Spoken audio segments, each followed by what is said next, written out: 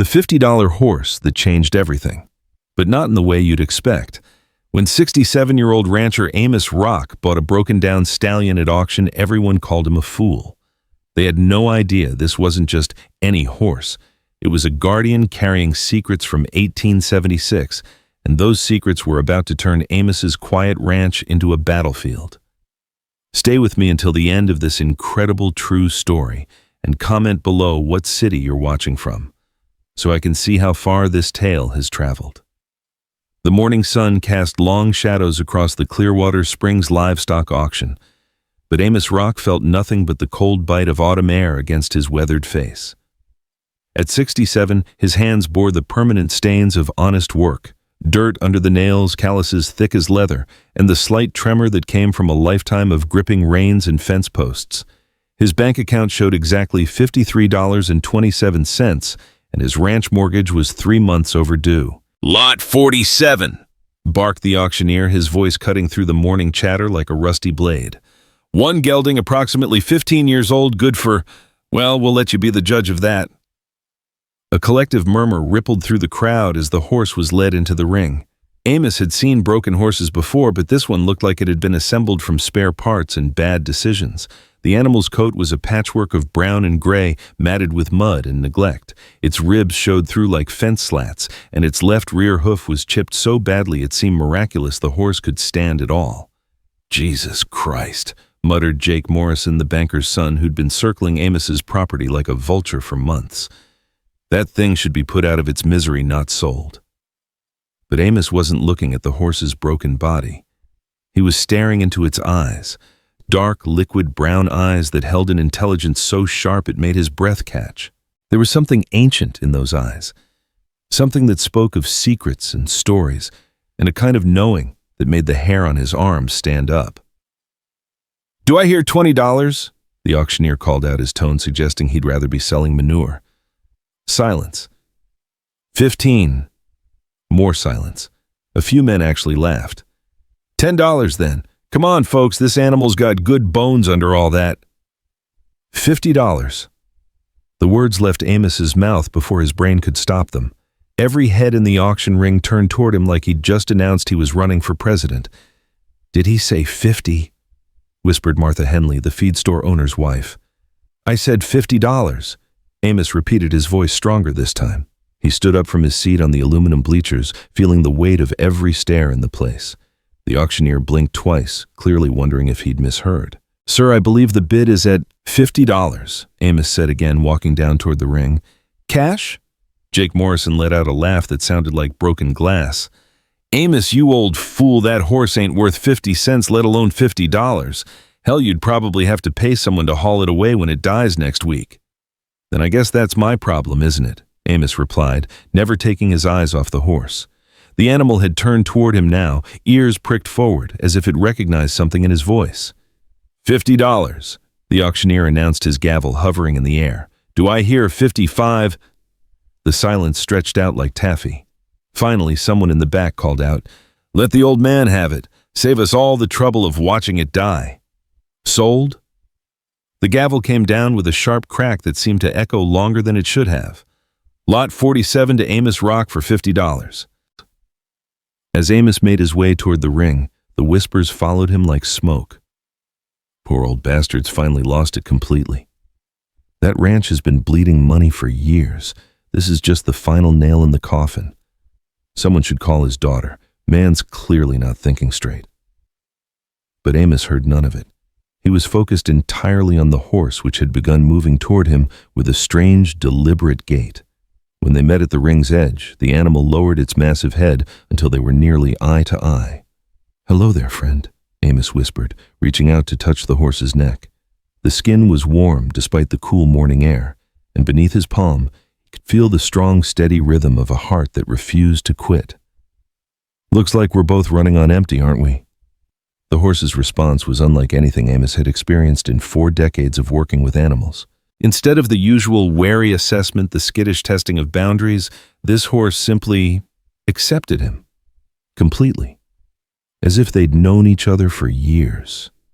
"Name's Amos," he continued, stroking the animal's neck. "And you look like a Dusty to me. That work for you?"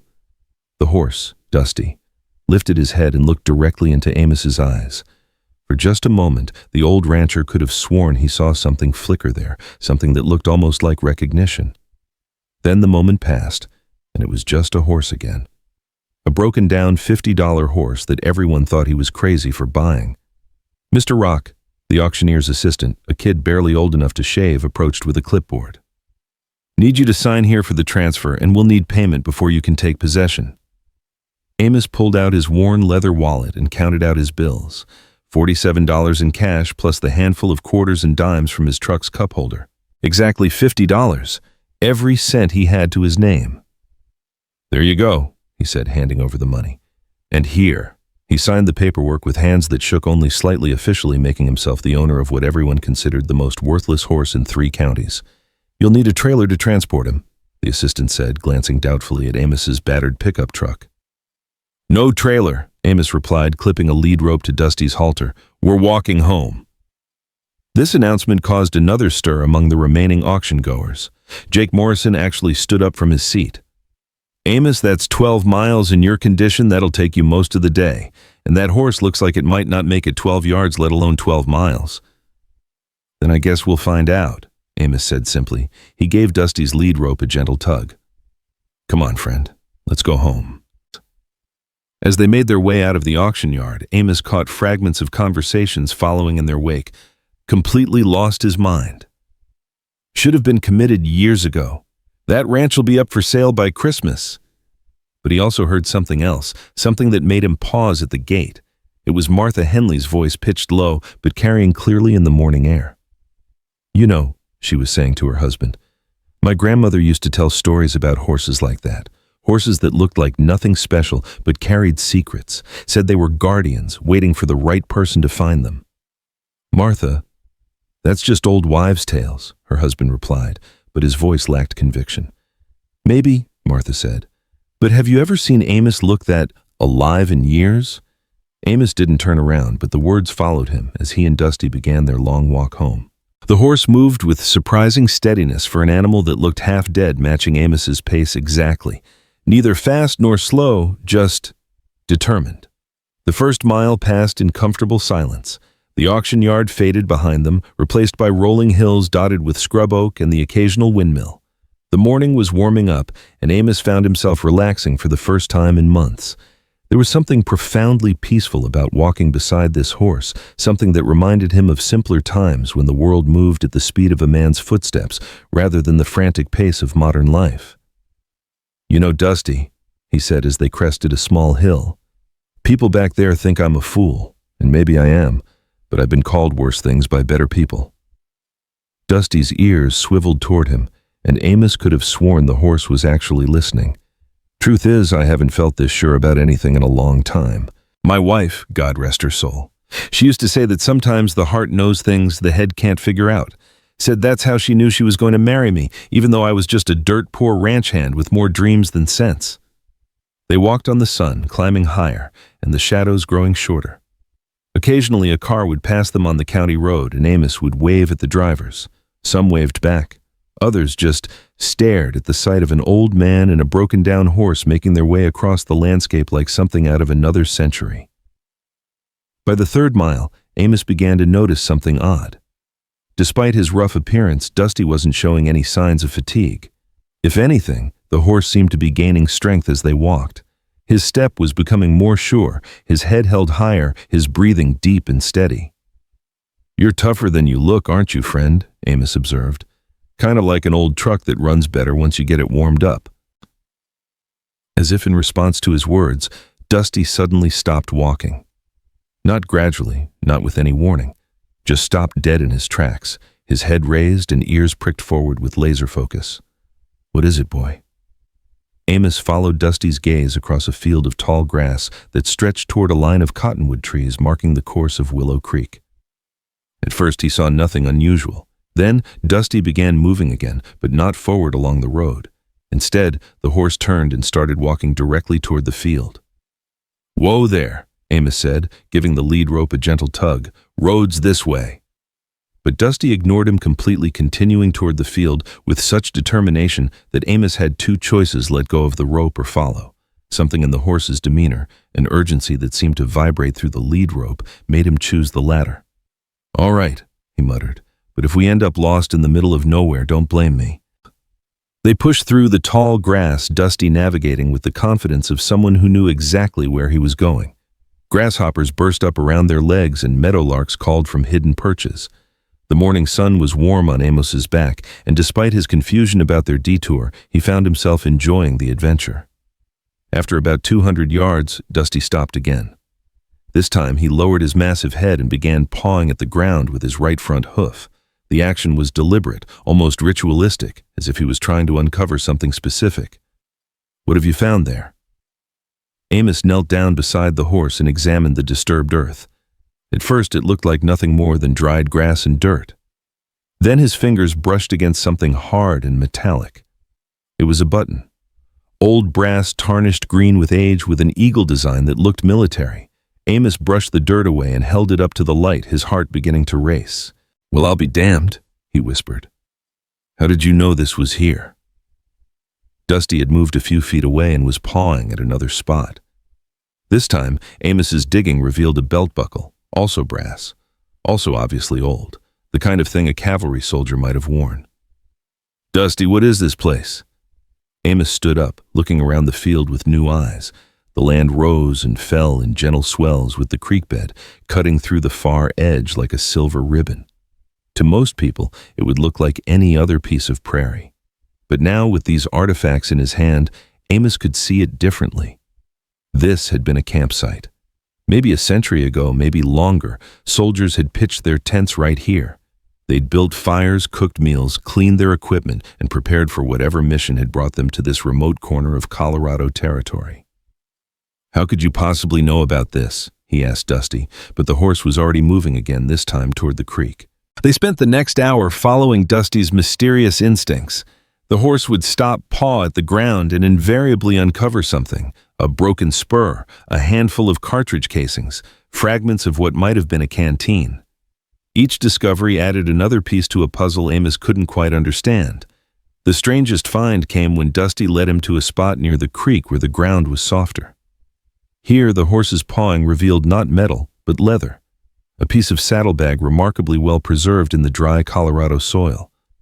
And inside the leather, protected from decades of weather, was a piece of paper. Amos unfolded it carefully, afraid it might crumble in his hands. The writing was faded but legible. July 3, 1876, Captain M. Thornfield, 7th Cavalry, made camp at Willow Creek Crossing, men restless. Thompson claims he saw Indian sign, but I suspect his nerves are getting the better of him. The gold shipment weighs heavy on all our minds. If anything should happen to me, let it be known that... The rest of the message was too faded to read, but Amos felt a chill that had nothing to do with the morning air. 1876. That was the same year as Little Bighorn, when Custer and his men had been wiped out by Lakota and Cheyenne warriors. What had a cavalry unit been doing in this area with a gold shipment? "Dusty," he said slowly, "how did you know about this?" The horse was standing perfectly still now, his dark eyes fixed on something in the distance. Following his gaze, Amos saw nothing but rolling prairie and the blue line of mountains on the horizon. But Dusty was seeing something else, something that made his nostrils flare and his ears twitch with nervous energy. Then Amos heard it too, the distant sound of engines, vehicles, more than one coming their way along the county road. He watched as two black SUVs appeared over a rise, moving faster than anyone should on these back roads. "Come on, friend," he said, gathering up the artifacts and stuffing them into his jacket pockets. "Something tells me we don't want to be here when those folks arrive." They made their way back through the tall grass toward the road, but the vehicles had already spotted them. The SUVs slowed, then stopped, and 4 men in dark suits got out. Even from a distance, Amos could see they weren't local. Everything about them, their clothes, their vehicles, their purposeful movements, screamed federal government. "Excuse me, sir," one of them called out as they approached. "Agent Martinez, FBI. We'd like to ask you a few questions." Amos felt Dusty tense beside him, and for a moment he could have sworn he heard the horse's breathing change, becoming deeper and more controlled, like an animal preparing for danger. "Questions about what?" Amos replied, keeping his voice casual even as his pulse began to race. We received reports of unusual activity in this area, Agent Martinez said, his eyes scanning the field behind them. Archaeological disturbances, unauthorized excavation. You wouldn't know anything about that, would you? I'm just walking my horse home from an auction, Amos said truthfully. Haven't excavated anything. Another agent, this one taller and with the kind of pale complexion that spoke of too much time spent indoors, stepped forward. That's an interesting-looking animal. Where did you acquire it? Clearwater Springs livestock auction about 2 hours ago. Cost me $50 and every cent I had to my name. The agents exchanged glances. Agent Martinez pulled out a small notebook and began writing. Mind if we ask your name, sir? Amos Rock. I've got a ranch about 9 miles up the road. More scribbling. Then the tall agent said something that made Amos's blood run cold. Mr. Rock, are you familiar with the historical significance of this area, specifically events that occurred here in 1876? Amos felt the folded paper in his jacket pocket like a burning coal. Can't say I am. Just looks like empty prairie to me. Really? The agent's smile was thin and completely without warmth. Because our satellite imagery shows significant ground disturbance in this exact location, the kind of disturbance that suggests someone's been digging. Well, it wasn't me, Amos said, and that was technically true. It had been Dusty doing the digging. Beside him, the horse stood perfectly still, but Amos could feel the tension radiating from the animal, like heat from a furnace. Dusty's eyes were fixed on the agents with an intensity that was almost human in its focus. We're going to need to search your vehicle, Agent Martinez announced. Don't have a vehicle. We walked here. From the auction, that's 12 miles. Horse needed the exercise. The agents clearly didn't believe him, but there wasn't much they could do about it. After a few more minutes of questions that led nowhere, they reluctantly returned to their SUVs. But as they drove away, Amos noticed that one of them was talking into a radio, and the other was taking photographs through the rear window. Well, Dusty, he said once they were alone again, looks like you and I just became people of interest. The horse's only response was to start walking again back toward the road and home, but his pace had changed. Where before it had been steady and measured, now it was urgent, almost hurried, as if time was running out. They covered the remaining 8 miles in what felt like half the time it should have taken. Dusty seemed to know every shortcut, every game trail that saved precious minutes. When they finally crested the hill overlooking Amos's ranch, the sun was directly overhead, and both man and horse were covered in a fine layer of dust. The Circle Rock Ranch had seen better days. The house was a 2-story farmhouse built in 1923 with white clapboard siding that had faded to gray and a tin roof that leaked in 3 places. The barn was older still, its red paint weathered to the color of dried blood. Fence posts leaned at drunken angles, and the windmill squeaked with every turn. But it was home. The only home Amos had ever known, and the place where he'd planned to die when his time came. Welcome to paradise, he told Dusty as they made their way down the gravel drive. It's not much, but it's paid for. Well, mostly paid for. He led Dusty into the barn, which was cleaner and in better repair than the house. Amos had always taken better care of his animals than himself. The stall he chose for Dusty was the largest one with fresh straw and a water trough that he filled from the well. You rest up, friend, he said, removing Dusty's halter. Tomorrow we'll get you cleaned up proper, maybe put some weight on those ribs. But as he turned to leave, Dusty did something unexpected. The horse moved to the back corner of the stall and began pawing at the ground again, the same deliberate motion he'd used in the field. What now? Amos sighed, but he grabbed a shovel and began digging where Dusty indicated. 3 feet down, the shovel struck something hard, not rock, metal. Amos dug faster, his excitement growing with each shovelful. What emerged was a metal box, military green and obviously old. The lock had long since rusted away, and the lid opened with a screech of protesting hinges. Inside were more papers, these ones in better condition than the fragment they'd found in the field. Maps, mostly hand-drawn and detailed, and at the bottom, wrapped in oilcloth, was a leather-bound journal. Amos opened it carefully, his hands trembling slightly. The first page contained a name written in faded brown ink.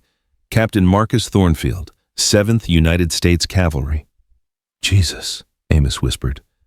Dusty, what have you gotten us into? The horse stood quietly in his stall, but his dark eyes never left Amos's face. Watching, waiting, as if he knew that this was only the beginning, As the afternoon shadows grew longer, Amos sat on a hay bale and began to read Captain Thornfield's journal. What he discovered would change everything he thought he knew about his land, his life, and the mysterious horse that had somehow known exactly where to dig. The first entry was dated July 1st, 1876. Received orders today to escort a gold shipment from the Denver Mint to Fort Collins. The amount is substantial, enough to fund territorial operations for the next year. Colonel Brennan emphasized the sensitive nature of this mission. Too many people know about the gold already. Too many greedy eyes watching our every move. July 2nd. Made good time today. The men are nervous, but that's to be expected when carrying this much gold through Indian country. Thompson swears he saw smoke signals on the ridge, but I think his imagination is getting the better of him. Still, I've ordered double watches tonight. July 3rd. Something's wrong. Found fresh horse tracks this morning, but they weren't Indian ponies. These were shod horses' military mounts. Someone's been following us, staying just out of sight. I've changed our route heading southwest toward Willow Creek. If there's going to be trouble, at least we'll have water and good defensive positions. The entries continued growing more paranoid and desperate with each page. Captain Thornfield had become convinced that someone in his own command was planning to steal the gold. He'd begun moving it in secret, burying portions of it at different locations and keeping careful notes about hiding places. But it was the final entry that made Amos's blood run cold. July 4th, 1876, Independence Day. How fitting. Today, I discovered the truth that will destroy everything I've believed about honor and duty. The treaty we're supposed to be protecting isn't legal. The government officials in Denver have been selling Cheyenne and Arapaho land to mining companies without proper authorization. The gold we're carrying isn't meant for Fort operations. It's payment for stolen land. I confronted Major Holloway about this, and his response confirmed my worst fears. He's part of it. Has been from the beginning. Tonight he plans to kill me and my men, blame it on an Indian attack, and disappear with the gold. But I won't let that happen. I've hidden most of the shipment where they'll never find it, and I've sent my most trusted man, Sergeant O'Brien, ahead with proof of the conspiracy. If anyone reads this, know that the men who died here were good soldiers, betrayed by their own command. The real treasure isn't the gold, it's the truth. And someday, when the time is right, someone will find both. The journal ended there, but loose papers tucked between the pages told the rest of the story. Maps showing hiding places, lists of conspirators, and most chilling of all, a hand-drawn sketch of a horse that looked exactly like Dusty. Beneath the sketch in Captain Thornfield's careful handwriting were the words, "My faithful companion who alone survived the massacre. If there is justice in this world, he will find someone worthy to carry on our mission." Amos set the journal down with shaking hands. Outside, the sun was setting, painting the barn walls with golden light. Dusty stood in his stall, perfectly still, watching Amos with those impossibly intelligent eyes. "You're him, aren't you?" Amos whispered. "You're Thornfield's horse, but that's impossible. That was nearly 150 years ago." Dusty stepped forward and lowered his great head, pressing his forehead gently against Amos's chest. In that moment, the old rancher felt something pass between them, an understanding that went deeper than words, deeper than logic. This horse carried secrets that men had died for, secrets that powerful people would still kill to keep buried. And somehow, impossibly, those secrets had chosen him. As darkness fell over the Circle Rock Ranch, Amos Rock realized that his life had just taken a turn that would either make him a very rich man or a very dead one. Probably both.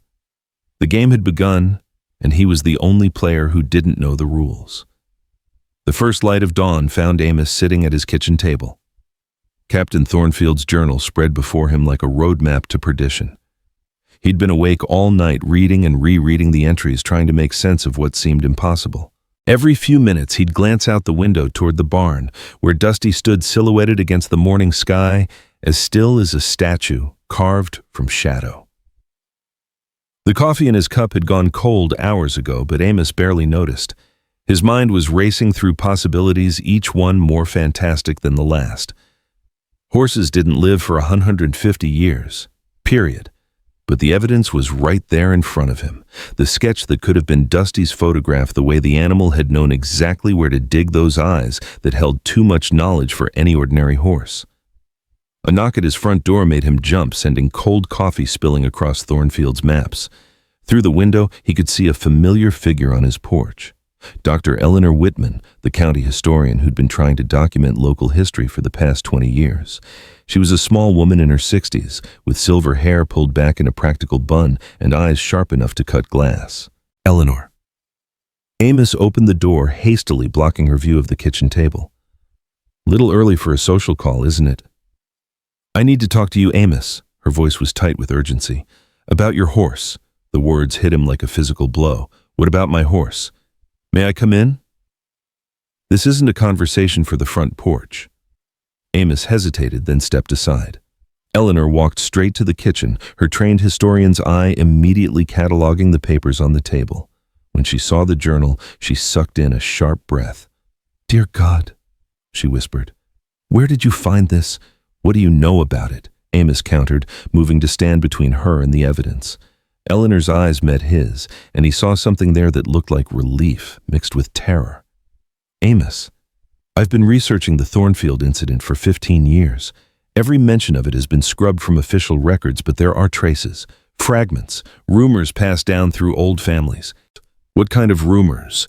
That Captain Marcus Thornfield discovered a conspiracy involving government officials and mining companies. That he was murdered along with his men, and their deaths were blamed on an Indian attack. And, she paused, clearly struggling with what she was about to say, that his horse disappeared the night of the massacre and was never found. Amos felt the kitchen walls closing in around him. Eleanor, what aren't you telling me?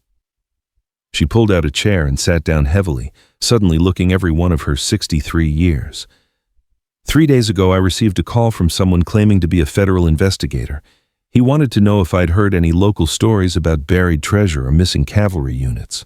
When I mentioned the Thornfield research, he got very interested, too interested. What did you tell him? Nothing specific, but Amos, he knew things, details that aren't in any public record. He knew about the gold shipment, about the conspiracy, and he asked specifically about any unusual animal sightings in the area. The implication hit Amos like a sledgehammer. They're looking for Dusty. Who's Dusty? My horse, the one I bought yesterday at the auction. Amos slumped into a chair across from her. Eleanor, I think I'm in serious trouble. For the next hour, he told her everything. The strange way Dusty had led him to the artifacts, the encounter with the FBI agents, the discovery of Thornfield's journal in his own barn. With each revelation, Eleanor's expression grew more grave. Show me the horse, she said finally. They walked to the barn together, morning sunlight casting long shadows across the yard. Dusty was standing in his stall exactly where Amos had left him, but as they approached, the horse lifted his head and fixed Eleanor with that unsettling, intelligent stare. My God, she breathed. Amos, look at this. She was pointing to something carved into the wooden beam above Dusty's stall. Letters old and weathered, but still legible. MT 1876. Marcus Thornfield, Amos whispered. He was here. He used this barn. That's not possible, Eleanor said, but her voice lacked conviction. Your family built this place in the 1890s. Did they build it, or did they build around something that was already here? Amos ran his fingers over the carved initials. This beam is older than the rest of the barn. Look at the wood grain, the weathering patterns. Eleanor examined the beam closely, her historian's training taking over. You're right. This section predates the rest of the structure by at least 20 years. She turned to look at Dusty, who was watching their conversation with rapt attention. Amos, I think this horse brought you here for a reason. What reason? To finish what Thornfield started. Before Amos could respond, the sound of vehicles approaching made them both freeze. Through the barn's open doors, they could see dust clouds rising from the county road, multiple vehicles moving fast. Hide the journal, Eleanor said urgently. And anything else you found? Amos ran back to the house, gathered up all the papers and maps, and stuffed them into an old tobacco tin he kept in the pantry. By the time he returned to the barn, 3 black SUVs had pulled into his yard, disgorging 8 men in dark suits and sunglasses. Agent Martinez was among them, along with the pale agent from yesterday. But now they were accompanied by others, including a woman with steel gray hair and the bearing of someone accustomed to command. Mr. Rock, Martinez called out as they approached, we need to talk. Seems like we talked plenty yesterday. Amos replied, positioning himself between the agents and Dusty's stall. The gray-haired woman stepped forward. "Mr. Rock, I'm Deputy Director Sarah Colton, FBI. We have reason to believe you've come into possession of materials related to an ongoing federal investigation." "What kind of materials? Historical documents, artifacts, items that pose a potential threat to national security?" Amos couldn't help himself. He laughed. "Lady, I'm a broke rancher who bought a $50 horse. What could I possibly have that threatens national security?" "Why don't you let us be the judge of that?" Agent Martinez moved closer, his hand resting casually near his jacket. "We'd like permission to search your property." "You got a warrant?" "We can get one," Colton said coldly. "But it would be easier for everyone if you cooperated voluntarily." Eleanor stepped forward from where she'd been quietly observing. "And you are Eleanor Whitman, County Historian. Mr. Rock called me to help identify some old artifacts he found on his property. Perfectly legal archaeological work." "Dr. Whitman." Colton's tone suggested she already knew exactly who Eleanor was. "Your research into certain historical incidents has been noted. We'll need you to come with us for questioning." "On what grounds?" "Material witness to a federal investigation." The situation was escalating rapidly, and Amos could feel Dusty growing agitated behind him. The horse was moving restlessly in his stall, his breathing deep and controlled in that way that suggested an animal preparing for violence. "Look," Amos said, trying to keep his voice calm. "I don't know what you people think I found, but—" His words were cut off by a sound that made everyone freeze, the unmistakable whinny of a horse, but not like any horse call any of them had ever heard. It was deeper, more resonant, carrying an authority that seemed to vibrate in their bones. Dusty had moved to the front of his stall and was staring directly at Deputy Director Colton with eyes that held something very close to recognition. "Jesus Christ," one of the younger agents muttered. "What is that thing?" Colton's face had gone pale, but her voice remained steady. "Secure the animal, all of it. I want this entire property swept for any additional materials." "Wait just a damn minute." Amos started, but Martinez was already moving toward Dusty's stall with a tranquilizer gun. What happened next would be burned into Amos's memory for the rest of his life. As Martinez raised the tranquilizer gun, Dusty reared up on his hind legs, his front hooves striking the stall door with enough force to splinter the wood. The sound was like thunder, and the horse's silhouette against the morning light looked less like an animal and more like an avenging spirit. The agents scattered hands reaching for weapons, but Dusty wasn't finished. He crashed through the splintered stall door as if it were paper, moving with a speed and power that defied his earlier appearance of weakness. In 3 bounds, he was past the agents and racing toward the open prairie beyond the barn. "Stop him!" Colton shouted, but it was too late. Dusty was already disappearing over the first ridge, running with a fluid grace that made him look like he was flying rather than galloping. "Magnificent," Eleanor whispered, and Amos realized she was crying. Colton turned on him with fury in her eyes. "Where would that animal go? What other locations are significant to your archaeological work? Lady, I bought that horse yesterday. How would I know where he'd go?" But even as he said it, Amos did know. Dusty would return to Willow Creek, to the place where it all began, and that meant the agents would find the site where they'd discovered the first artifacts. "Sir," one of the younger agents approached Colton. "We found something in the house." Amos's heart sank as the agent produced the tobacco tin from his pantry. Somehow they'd known exactly where to look. Colton opened the tin and pulled out Thornfield's journal, her expression shifting from anger to something approaching awe. "My God, it's real." "You know what that is?" Amos demanded. "Mr. Rock, you have no idea what you've stumbled into." Colton carefully returned the journal to the tin. Captain Marcus Thornfield was involved in something that goes far beyond a simple robbery. The conspiracy he uncovered involved powerful people. People whose families still wield significant influence today. What conspiracy? The systematic theft of Native American lands through fraudulent treaties. Thornfield discovered that government officials were taking bribes from mining companies, signing treaties that had no legal standing, and using military force to remove tribes from valuable mineral deposits. Eleanor stepped closer. "How do you know all this?" "Because the FBI has been investigating it for years. Thornfield's journal contains evidence that could expose a network of corruption spanning 3 centuries. Names, dates, financial records, evidence that could topple some of the most powerful families in the country." "Then why haven't you done anything about it?" Colton's laugh was bitter. Dr. Whitman, some secrets are too dangerous to expose. Too many people have too much to lose. The implications of her words settled over them like a cold fog. The FBI wasn't here to solve an old mystery. They were here to bury it, again. The horse, Martinez said suddenly. It's not just any horse, is it? Colton's silence was answer enough. Deputy Director. Another agent called from near the barn. You need to see this. They'd found the hole where Amos had dug up the journal, and they were examining the wooden beam with Thornfield's initials. But that wasn't what had captured their attention. Carved into the dirt floor of the stall so faint it was almost invisible was a map. Lines and symbols scratched into the earth showing locations and landmarks. He's been here all along, Colton whispered. Waiting. Waiting for what? Amos demanded. For someone like you, Mr. Rock, someone with nothing left to lose. Before anyone could respond, the sound of approaching vehicles filled the air again. But these weren't federal SUVs. They were pickup trucks and farm vehicles, a convoy of local residents led by Jake Morrison's expensive sedan.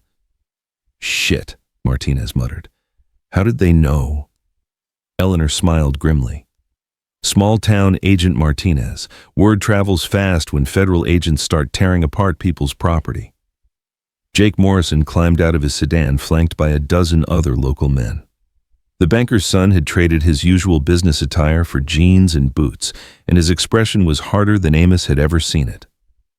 Evening, folks, Jake called out, his voice carrying the easy confidence of a man who knew he held the upper hand.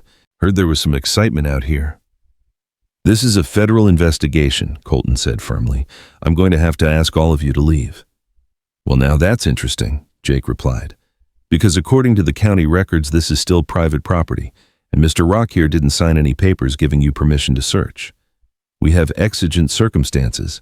You have Dick. Jake interrupted, his friendly facade disappearing entirely. And unless you want to explain to the media why federal agents are harassing a local rancher without a warrant, I suggest you pack up your toys and head back to whatever hole you crawled out of. Amos stared at Jake in amazement. The man who'd been circling his property like a vulture was now defending him against federal agents. The world had officially gone insane. Mr. Morrison, Colton's voice was dangerously quiet. You're interfering with federal law enforcement. Prove it. Jake pulled out his cell phone. I've got the Denver Post on speed dial, and they just love stories about government overreach. Want to see how fast this becomes a national story. The standoff stretched for long minutes. Federal agents facing off against local residents in Amos's front yard. Finally, Colton made a sharp gesture to her team. We're leaving, she announced. But Mr. Rock, this isn't over. What you found belongs to the federal government, and we will recover it. Over my dead body, Eleanor said quietly. Colton's smile was cold as winter. That can be arranged, Dr. Whitman. The agents loaded back into their vehicles and drove away, leaving a cloud of dust and an atmosphere of barely contained violence. Jake Morrison watched them go, then turned to Amos with an expression that was part concern and part calculation. Amos, what the hell have you gotten yourself into? Honestly, I'm not entirely sure. Amos looked around at the group of locals who'd come to his defense. Why did you help me? Jake's grin was sharp. Because those federal boys made one crucial mistake. They forgot that some of us have been digging into local history for our own reasons. What do you mean? I mean, my great-great-grandfather was Colonel James Morrison, territorial governor during the 1870s, and according to family records, he was involved in some very questionable land deals during that period. The pieces began clicking into place for Amos. You think your ancestor was part of Thornfield's conspiracy. I don't think it. I know it. And if that journal contains evidence linking my family to fraudulent treaties and stolen land, it could destroy us financially. Legally, tribes could demand the return of millions of acres, including most of our ranch holdings. Eleanor stepped forward. So you're not here to help Amos. You're here to protect your own interests.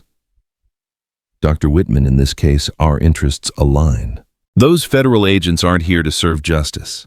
They're here to serve the same powerful families that have been covering up this mess for over a century. The Morrison family may have blood on its hands, but at least we're honest about wanting to control the damage. What are you proposing? Amos asked. Partnership. You need protection from federal harassment, and I need to ensure that any evidence from Thornfield's investigation is handled carefully. We work together to uncover the truth, but we control how that truth gets revealed.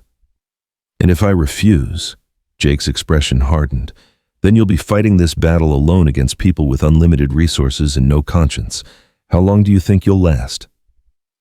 Before Amos could answer, one of the local men pointed toward the eastern ridge. Is that your horse? Dusty stood silhouetted against the evening sky as still as a monument. Even from a distance, his presence seemed to dominate the landscape, as if the very earth was waiting for his next move. He's beautiful, Eleanor breathed, and impossible. Ma'am, one of the younger locals asked. That horse should be dead, she explained. If he's really Captain Thornfield's mount, he's lived for nearly 150 years. Horses don't do that. Maybe he's not just a horse, Amos said quietly. Jake Morrison laughed, but it sounded forced. Come on, Amos, you don't really believe in ghost horses. I believe in what I've seen, and what I've seen is a horse that knows things no animal should know, that can find things buried for over a century, and that made 8 federal agents run scared. As if responding to his words, Dusty began moving down the ridge toward them. His gait was unhurried, almost ceremonial, and his eyes never left the group of humans gathered in the yard. Jesus, one of the locals muttered. Look at the way it moves. There was something hypnotic about Dusty's approach, something that made conversation die and drew every eye to his fluid motion across the prairie. When he reached the yard's edge, he stopped and regarded them all with that unsettling intelligence. He's choosing, Eleanor whispered. Choosing what? Who he trusts, who he'll work with. Dusty's gaze moved slowly from person to person, lingering on each face, as if memorizing it. When his eyes met Jake Morrison's, the horse's ears flattened slightly, and a low rumble emerged from his throat. Not quite a whinny, not quite a growl. I don't think he likes you much, Amos observed. The feeling's mutual, Jake replied, but his voice was tight with unease. When did Dusty's gaze finally settled on Eleanor? Something passed between them that made the historian gasp. The horse stepped forward and lowered his great head until it was level with hers, close enough that she could feel his breath on her face. He knows, she whispered. He knows I've been looking for the truth.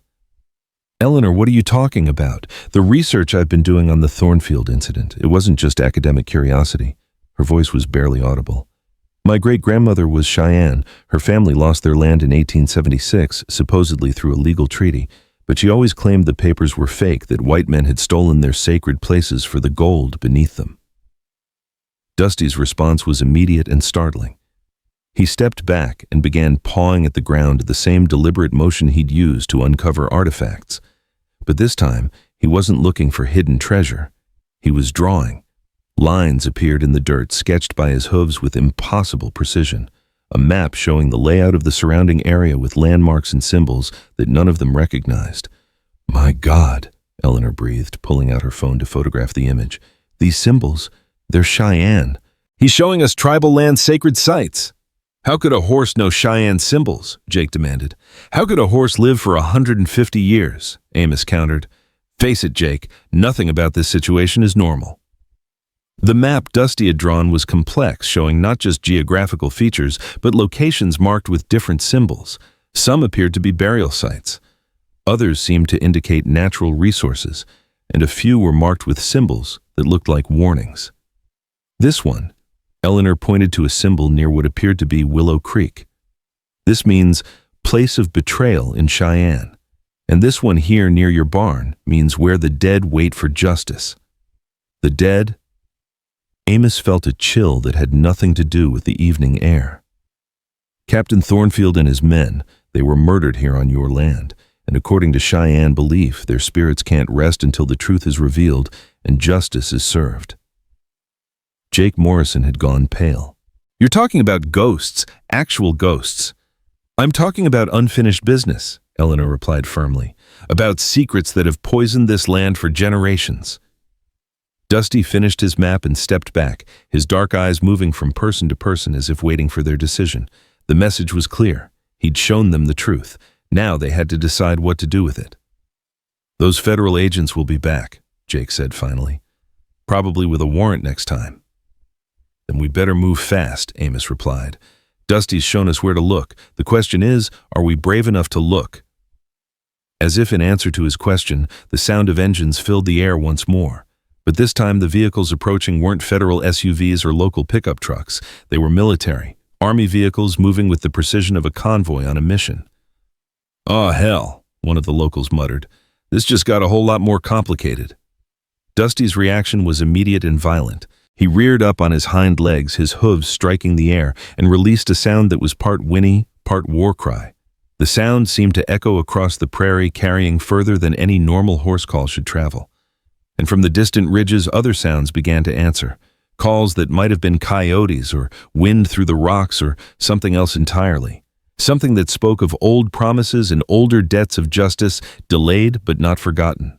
The game was about to begin in earnest, and all the players were finally on the board.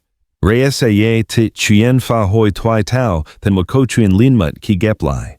Mỗi phần liên mật với phần trước không giới thiệu lại câu chuyện ở đâu phần mới, liên kết các phần của câu chuyện một cách liền mạch, sử dụng câu chuyện tiếp giữa các phần. Duy trì chủ đề, tránh ngắt quãng đột ngột, không sử dụng gạch đầu dòng hoặc tiêu đề phụ phong cách kể chuyện Mỹ Hoa Kỳ, giống văn giàu cảm xúc. Kéo theo ngôi thứ ba, giữ đô kịch tính không viết landman, kết thúc phần không giới thiệu phần sau. Modifier. The lead army vehicle rolled to a stop just beyond the cattle guard, its olive drab paint job dulled by road dust, but its purpose unmistakably clear. 6 more vehicles followed in perfect formation, disgorging soldiers in full combat gear who moved with the practiced efficiency of men accustomed to hostile situations. Colonel William Braddock emerged from the lead vehicle, his silver hair gleaming in the fading sunlight and his weathered face bearing the kind of scars that spoke of wars fought in places that didn't officially exist. His pale blue eyes swept across the assembled civilians with the calculating gaze of a predator assessing potential threats. "Gentlemen, ma'am," he nodded curtly to Eleanor, "I'm Colonel Braddock, U.S. Army Special Investigations Unit. This area has been designated a matter of national security." Jake Morrison stepped forward, his earlier confidence wavering slightly in the face of military authority. "Colonel, this is private property. These people have rights." "Mr. Morrison, isn't it?" Braddock's smile was thin and utterly without warmth. "Son, when matters of national security are involved, individual property rights become somewhat flexible." Amos felt Dusty move closer behind him, the horse's massive presence both comforting and terrifying. The animal's breathing had changed again, becoming deeper and more controlled, like a war horse preparing for battle.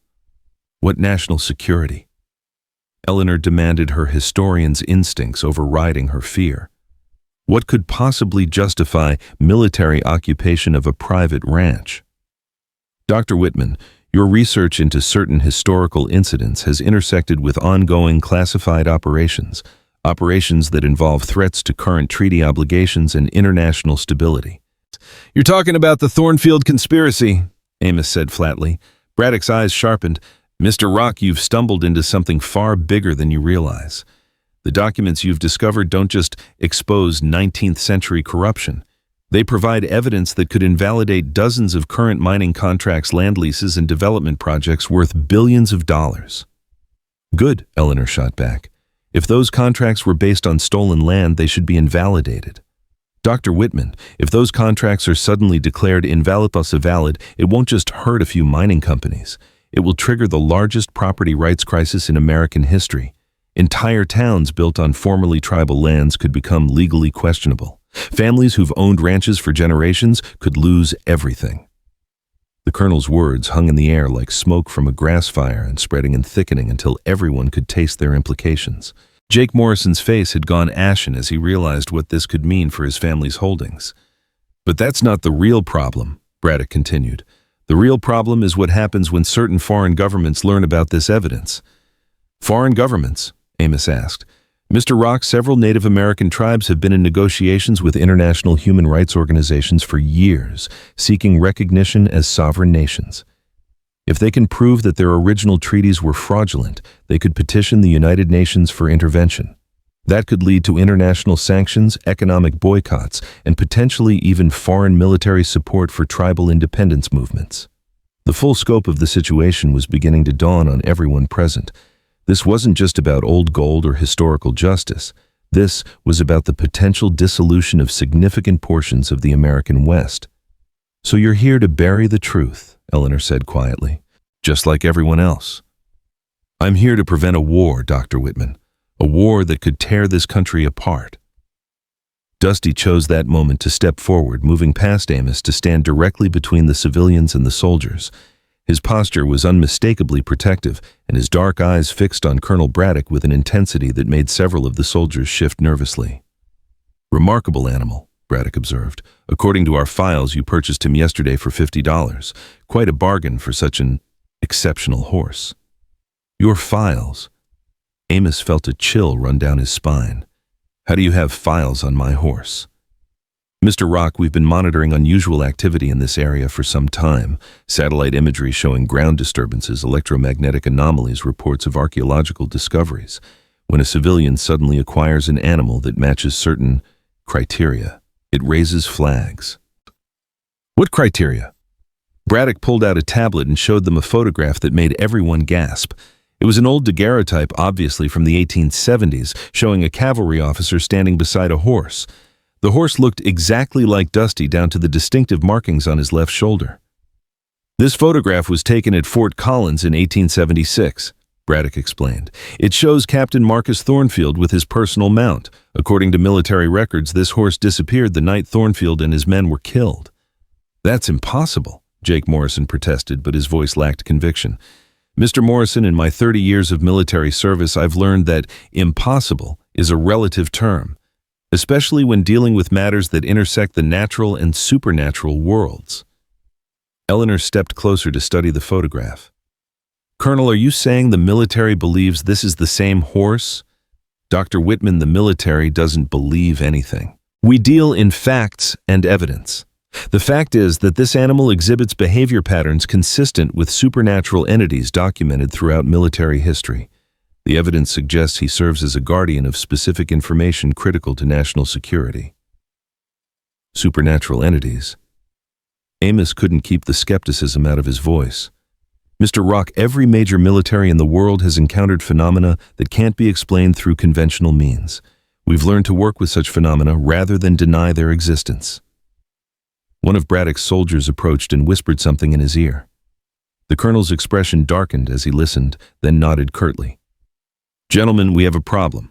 Our perimeter teams report multiple groups converging on this location: federal agents, private security contractors, and what appear to be civilian archaeologists. This situation is about to become significantly more complex." As if summoned by his words, the sound of helicopters began echoing across the valley. 3 aircraft appeared over the eastern ridge, flying in formation with military precision. But these weren't Army helicopters. Their sleek black profiles and lack of identifying markings suggested private military contractors. "Colonel," one of his soldiers called out, "we're receiving radio traffic from multiple agencies: FBI, ATF, Bureau of Land Management, and several unidentified units. They're all claiming jurisdiction." Braddock's jaw tightened. "This is exactly what I was trying to prevent." Dusty's reaction to the approaching aircraft was immediate and dramatic.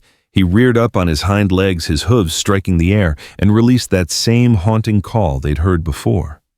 But this time the sound was answered almost immediately by calls from the surrounding hills. Not coyotes or wind, but something that sounded disturbingly like war cries. "What the hell was that?" one of the soldiers asked nervously. Eleanor's face had gone pale. "Colonel, I think you need to understand something about this land. According to Cheyenne oral tradition, this area is more than just a historical site. It's a place where the boundary between the living world and the spirit world is thin." "Dr. Whitman, are you suggesting—" "I'm suggesting that Captain Thornfield and his men didn't just die here. They were murdered while trying to protect sacred tribal lands, and according to native belief, their spirits have been waiting for justice ever since." The helicopters were closer now, close enough to make out individual figures in the open doorways, men with rifles and equipment that suggested they weren't planning a peaceful resolution to the situation. "Amos—" Jake Morrison moved closer, his voice urgent. "Those aren't government aircraft. The markings, I've seen them before. They belong to Meridian Security." "Never heard of them." "Private military contractors. They do wet work for mining companies and energy corporations. If they're here, it means someone with serious money wants this situation handled permanently. Colonel Braddock was barking orders to his soldiers, establishing defensive positions around the property. But Amos could see the concern in the military man's eyes. Whatever was happening here had spiraled far beyond his ability to control. Eleanor. Amos grabbed the historian's arm. That map Dusty drew, you said some of those symbols were warnings. Yes, but what were they warning about? Eleanor's eyes widened as understanding dawned.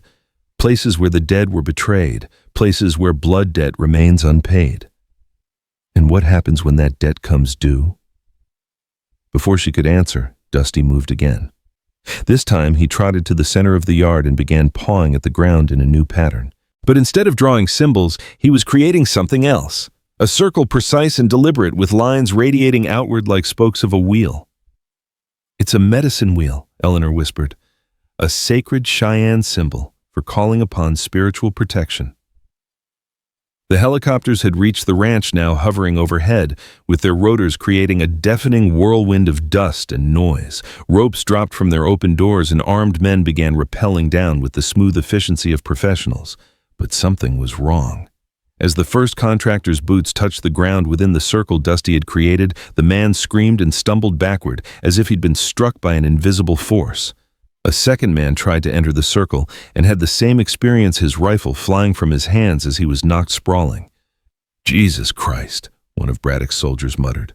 What the hell is happening? The answer came in the form of wind where there should have been none. A strong, steady breeze that seemed to blow from all directions, at once carrying with it the sound of voices. Native voices chanting in languages that predated European settlement by thousands of years. The spirits, Eleanor breathed. They're protecting the circle. More contractors tried to breach the invisible barrier with the same results. Meanwhile, the civilian vehicles began arriving. FBI agents, Bureau of Land Management officials, and men in expensive suits who could only be corporate lawyers and private security personnel. This is Deputy Director Colton, FBI, a voice crackled over Braddock's radio. Colonel, you are exceeding your authority. Stand down immediately. Director Colton, this is a military operation under direct authority of the Joint Chiefs. You stand down. Colonel, I have federal marshals en route with arrest warrants for all civilians in that location. Interfere with their apprehension, and you'll be facing court-martial proceedings. The radio traffic continued a cacophony of competing authorities and conflicting orders that made it clear the situation had devolved into chaos. Federal agencies were fighting each other, private contractors were battling invisible forces, and in the center of it all, an impossible horse stood guard over secrets that men had died to protect. Amos. Eleanor grabbed his arm. We need to get inside that circle. It's the only safe place. What about the others? Only those the spirits deem worthy can enter. It's not our choice to make. One by one, the civilians approached the circle's edge. Eleanor stepped across the line easily, as did Amos, but when Jake Morrison tried to follow, he was thrown backward with such force that he landed hard against his sedan. Why? He gasped, struggling to his feet. Why can't I enter? Your family's debt, Eleanor said sadly. The Morrison name carries the stain of betrayal. The spirits remember. The sound of gunfire erupted as federal agents and private contractors began shooting at each other, each side believing the other was responsible for the invisible barrier protecting the civilians. In the chaos, Amos lost track of Colonel Braddock and his soldiers, but he could hear military radios crackling with increasingly desperate situation reports. Inside the circle, an otherworldly calm prevailed. The wind that had seemed so violent from outside was gentle here, carrying with it scents of sage and sweetgrass. And gradually figures began to appear at the circle's edge, translucent at first, but growing more solid with each passing moment. Native warriors in traditional dress, their faces painted for war. Cavalry soldiers in blue uniforms, their weapons drawn, but their eyes filled with confusion rather than hostility. And standing among them, a tall figure in officer's dress, Captain Marcus Thornfield himself, looking exactly as he had in the old photograph. Whitman. Thornfield's voice was clear despite the battle raging around them. You have done well to preserve the truth. But the time for preservation has ended. Now comes the reckoning. Captain. Eleanor's voice shook with emotion. We found your journal. "We know what really happened. The journal was only the beginning," Thornfield replied. "The real evidence, the documents that will expose the full scope of the conspiracy, are hidden where only one who has earned the trust of the spirits can find them." He turned to Amos, his ghostly eyes filled with something that might have been approval. "You showed kindness to my faithful companion when no one else would. You risked everything to protect the truth when powerful men demanded you surrender it. The spirits have judged you worthy." "Worthy of what?" "Of carrying the burden I have borne for 150 years, of ensuring that justice, though long delayed, is finally served." Dusty stepped forward and lowered his great head, pressing it gently against Amos's chest. In that moment, images flashed through the old rancher's mind. Visions of the night Thornfield died, of gold hidden in places that only the horse remembered, of documents that could topple governments and right ancient wrongs. "The choice is yours," Thornfield said. "You can surrender the evidence to those who would bury it live quietly and let the dead remain unavenged, or you can accept the responsibility that comes with truth, knowing that once you do, there will be no turning back." Around them, the battle continued to rage. Corporate mercenaries fought federal agents while military units tried to establish order, and tribal activists arrived to claim their ancestral lands. But inside the sacred circle, time seemed suspended, waiting for Amos Rock to make the choice that would determine not just his own fate, but the fate of everyone whose lives had been touched by a century-old conspiracy. Amos looked at Dusty, at the ghostly figures surrounding them, at Eleanor's hopeful face. Then he looked beyond the circle to where Jake Morrison sat bleeding beside his damaged car, a living reminder of the price of betrayal and the weight of inherited guilt. "I'll do it," he said finally. "I'll see this through to the end." The response was immediate and overwhelming. The ghostly figures raised their weapons in salute, their voices joining in a war song that seemed to shake the very foundations of the earth. Dusty reared up once more, his call echoing across the valley like a trumpet announcing the beginning of the final battle. And in the distance, answering that call, came the sound of hoofbeats. Dozens of them, hundreds of them, as if an entire cavalry unit was riding hard toward the Circle Rock Ranch. The spirits had been waiting 150 years for this moment. And now finally the last campaign of Captain Marcus Thornfield was about to begin. The ghostly hoofbeats grew closer, thundering across the prairie like an approaching storm, and with them came a sound that made even the hardened mercenaries pause in their gunfire, the battle cry of Cheyenne warriors riding to war. But these weren't living men charging across the landscape. These were the spirits of those who had died defending their sacred lands, called forth by Dusty's ancient summons and bound to Captain Thornfield's unfinished mission. Amos felt the earth trembling beneath his feet as the spectral cavalry crested the eastern ridge, their translucent forms shimmering in the dying light like mirages made of memory and rage. Leading them rode a figure he recognized from Eleanor's research.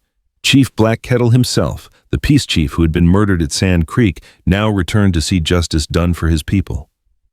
"My God," Eleanor whispered, her historian's mind struggling to process what her eyes were witnessing. "It's them, all of them.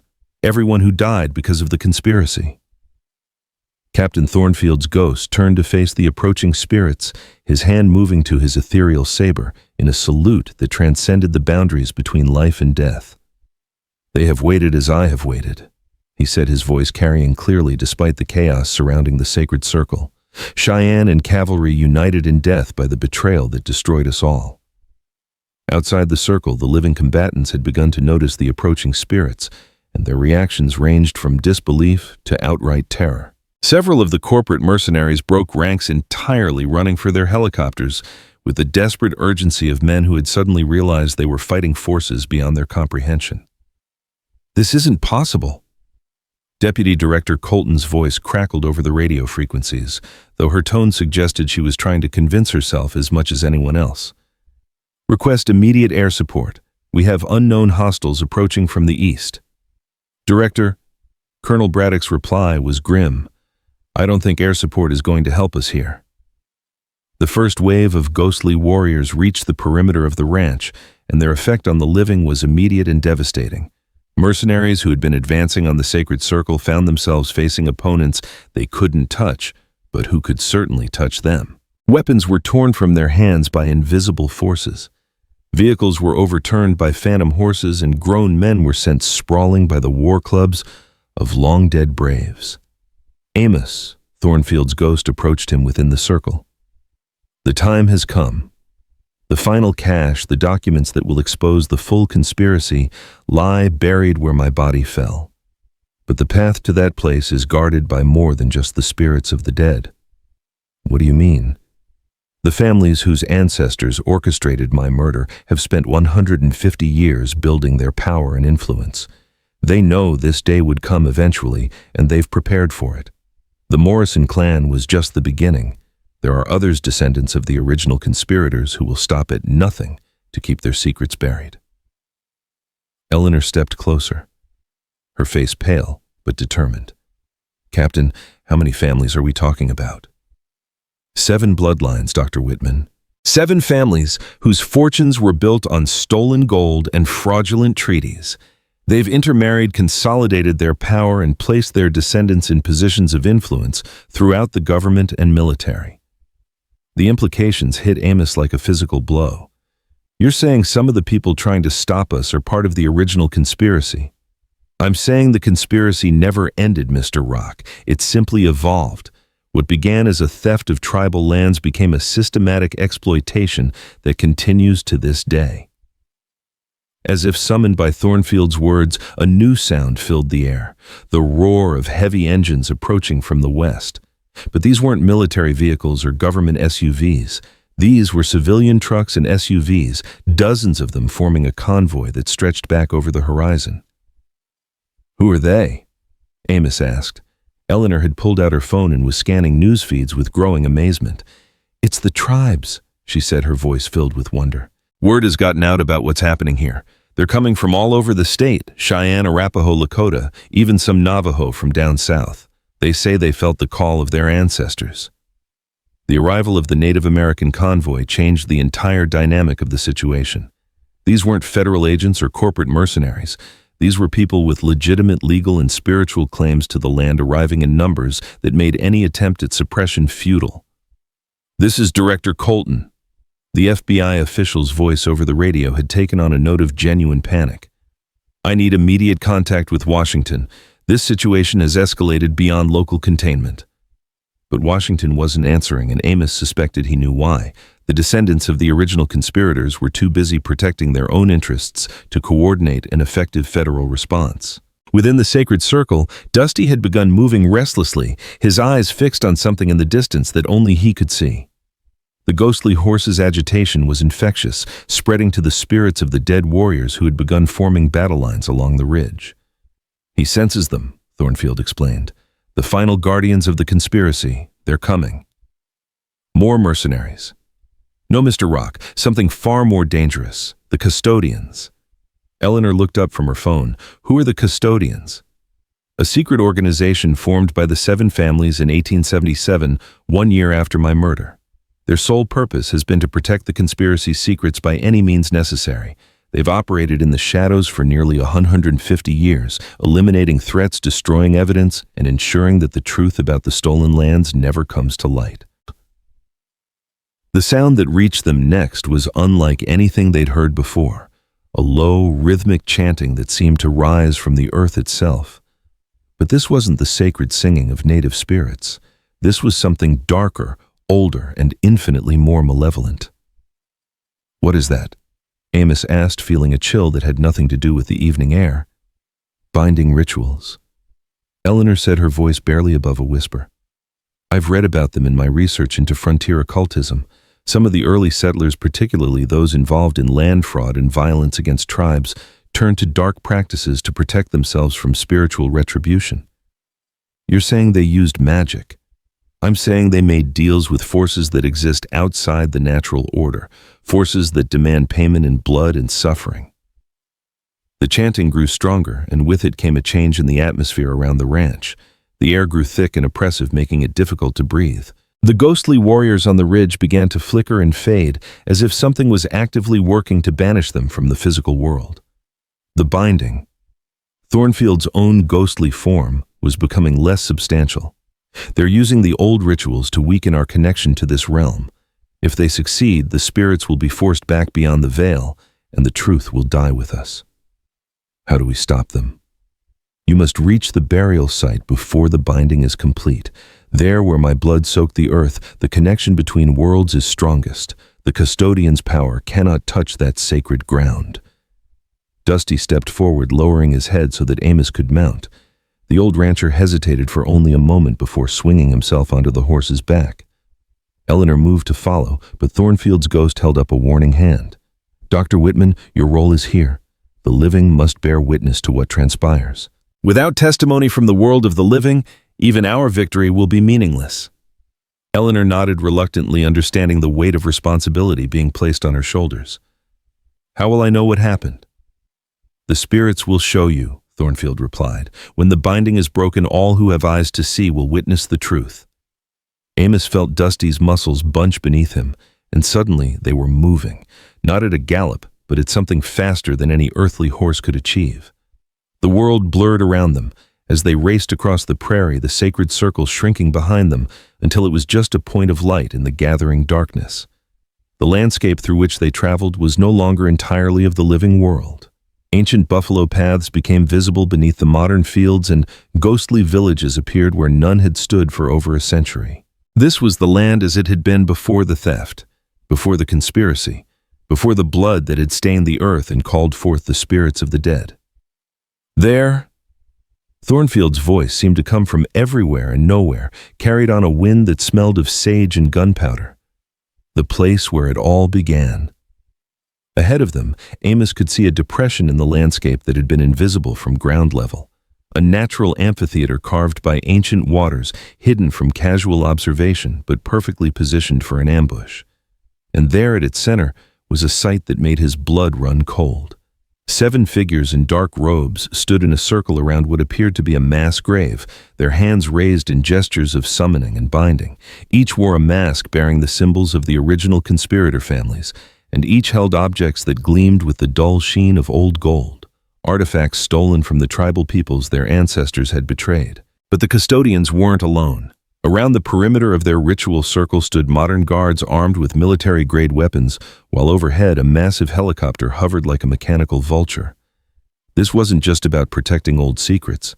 This was about maintaining an empire built on theft and murder. "The Morrison descendant is there." Dusty's mental voice spoke directly into Amos's mind, a ability the ghostly horse had never displayed before. But he is not the leader. The true power lies with the woman in the center. Amos looked more closely at the central figure and felt his heart skip a beat. Even behind her ceremonial mask, he recognized Deputy Director Sarah Colton of the FBI. The federal agent who had been pursuing him wasn't just following orders. She was protecting her own family's dark legacy. "She's one of them," he whispered. "Her great-grandfather was Colonel James Brennan, the territorial officer who arranged my murder." Thornfield's ghost materialized beside them, his form more solid here than it had been at the ranch. "The Colton family has controlled federal law enforcement's response to investigations into the conspiracy for 4 generations. The ritual the custodians were performing was clearly reaching its climax. The chanting had grown louder and more urgent, and the air around their circle was beginning to shimmer with unnatural energies. Ghostly figures of native warriors and cavalry soldiers flickered in and out of existence, growing fainter with each passing moment. "We're too late," Amos said desperately. "They're banishing the spirits." "Not all spirits can be banished," Dusty replied, and suddenly Amos understood what the horse meant. Dusty himself wasn't just a ghost or a supernatural guardian. He was something more, a bridge between the world of the living and the world of the dead, sustained by the power of an oath that transcended death itself. And as long as that oath remained unfulfilled, no ritual could banish him from the physical realm. "Hold tight," Dusty warned. And then they were charging down into the amphitheater at a speed that defied physics, moving so fast that the guards had no time to react before the ghostly horse was among them. The effect of Dusty's presence on the ritual was immediate and catastrophic. The careful patterns of energy the custodians had been weaving shattered like glass, and the banished spirits came flooding back into the physical world with the fury of the long-denied "Kill them!" Deputy Director Colton's voice rose above the chaos as she threw off her ceremonial mask. "Kill them both!" The guards opened fire, but their bullets passed harmlessly through Dusty's ethereal form, while somehow leaving Amos completely unharmed. The old rancher found himself riding through a battlefield where the laws of physics seemed to have been suspended, where the dead fought the living, and the past collided violently with the present. The grave. Thornfield's ghost pointed to a spot near the center of the amphitheater where the earth was darker than the surrounding soil. My body lies there, and with it, the final evidence. Dusty leaped over the struggling figures of guards and spirits, landing near the indicated spot with supernatural grace. Amos slid from the horse's back and began digging with his bare hands, his fingers clawing through earth that was still stained with blood spilled nearly 150 years ago. What he found buried there would have made him rich beyond his wildest dreams under other circumstances, gold coins certainly, thousands of them representing the tribal payments that had been stolen. But more valuable than gold were the documents wrapped in oilcloth and hidden beneath Thornfield's skeletal remains. Treaties bearing forged signatures, bills of sale for land that had never legally belonged to the sellers, congressional records showing bribes paid and votes bought, financial documents tracing the stolen gold through generations of investments and business deals, and most damning of all, a complete list of the 7 families and their descendants, including current addresses and positions of power. "Give me those documents." Deputy Director Colton had fought her way through the chaos, her FBI credentials forgotten, in favor of a ceremonial dagger that gleamed with the same unnatural light as the binding ritual. "You have no idea what you're interfering with." "I know exactly what I'm interfering with," Amos replied, clutching the documents against his chest. "The same conspiracy that murdered Captain Thornfield and stole these lands from their rightful owners. Those lands were empty, worthless. My family and the others brought civilization to this wilderness. Your family brought death and theft." Eleanor's voice rang out across the amphitheater as she appeared at the rim, somehow having followed despite the supernatural obstacles. Behind her came a crowd of witnesses, tribal elders, federal agents who weren't part of the conspiracy, journalists who had been monitoring the situation, and ordinary citizens drawn by reports of the extraordinary events unfolding at the Circle Rock Ranch. The arrival of so many witnesses changed everything. The custodians' power had always depended on secrecy, on their ability to operate in shadows and deny the existence of forces beyond conventional understanding. But now, with hundreds of people watching, their supernatural manipulations were being exposed to the light of public scrutiny. "This ends now." Chief Blackkettle's ghost spoke with the authority of a man who had spent his life trying to make peace between 2 worlds. "The debt has been acknowledged. The truth has been revealed. Let justice be done." What happened next would be debated by historians, theologians, and skeptics for generations to come. The spirits of the dead, both native and cavalry, began to fade, not because they were being banished, but because their purpose had been fulfilled. The truth had been revealed, the conspiracy exposed, and the stolen artifacts returned to the light. But their departure left behind something more tangible than ghostly justice. As the last of the spirits faded away, they left physical evidence that no court could deny, archaeological proof of the massacre, documentation of the conspiracy, and most importantly, living witnesses to the supernatural events that had made the revelation possible. Deputy Director Colton made one final desperate attempt to destroy the evidence, lunging at Amos with her ceremonial dagger. But Dusty was faster, rearing up between them and striking her down with hooves that had somehow become solid enough to deliver a very physical blow. As Colton fell, the other custodians threw down their weapons and removed their masks, revealing faces that belonged to some of the most powerful families in the American West. The conspiracy that had begun with the theft of tribal gold had grown into an empire spanning multiple industries and generations, but it had finally been brought to light by the determination of a broke rancher and the loyalty of an impossible horse. "It's over." Thornfield's ghost appeared one final time, his form already growing transparent as his mission neared completion. "The truth has been revealed, the conspiracy exposed, and the stolen lands can finally be returned to their rightful owners." "What happens now?" Amos asked. "Amos, now comes the hard part," Eleanor said, holding up her phone, which had been recording everything. "Now we have to convince the world that what we've witnessed actually happened." But as it turned out, convincing the world wouldn't be as difficult as they'd expected. The events at the Circle Rock Ranch had been witnessed by too many people, recorded by too many cameras, and documented by too much physical evidence to be easily dismissed.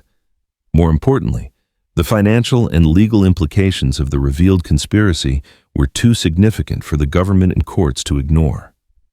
Within hours, federal marshals were arresting members of the 7 families on charges ranging from conspiracy to commit fraud to accessory to murder.